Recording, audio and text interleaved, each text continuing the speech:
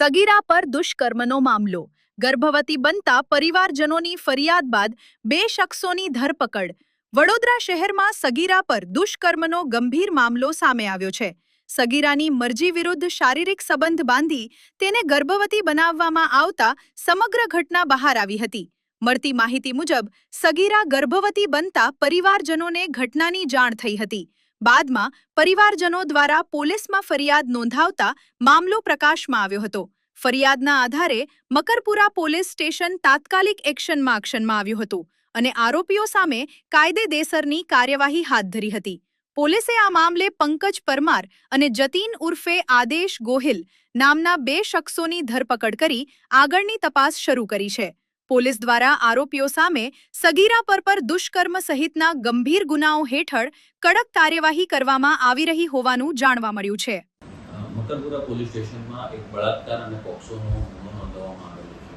આ ગુનામાં હકીકત એવી છે કે મકરપુરા પોલીસ સ્ટેશનને એસએસસી હોસ્પિટલથી એક વર્દી મળેલી, જેમાં ભોગ બનનાર 18 વર્ષથી ઊંચી ઉંમરની છે અને ગર્ભવતી છે. એ બાબતની પોલીસને જાણ થતાં તાત્કાલિક પોલીસ એસએસસી હોસ્પિટલ પહોંચીને ભોગ બનનારની મહિલા અધિકારી દ્વારા પૂછપરછ કરવામાં આવી અને એ બાબતે મકરપુરા પોલીસ સ્ટેશનમાં બળાત્કાર અને પોક્સોનો ગુનો નોંધવામાં આવેલો છે. જેમાં ભોગ બનનારના જણાવ્યા મુજબ તે એક ટ્રસ્ટમાં નોકરી કરે છે અને એ નોકરી પર રાખનાર બોસ એના દ્વારા એની સાથે અવારનવાર તેની મરજી વિરુદ્ધ બળાત્કાર કરવામાં આવેલો અને તેને ગર્ભવતી બનાવવામાં આવેલી છે.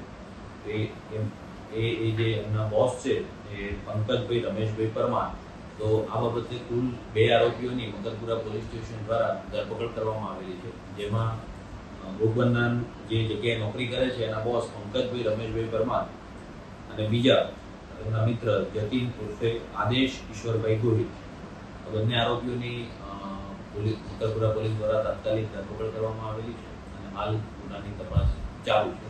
જેમાં ભારતીય ન્યાય સંહિતાની કલમ 64(2), 65(1) તથા પોક્સોની કલમ 4, 6, 8 અને 12 મુજબ ગુનો નોંધવામાં આવેલો છે.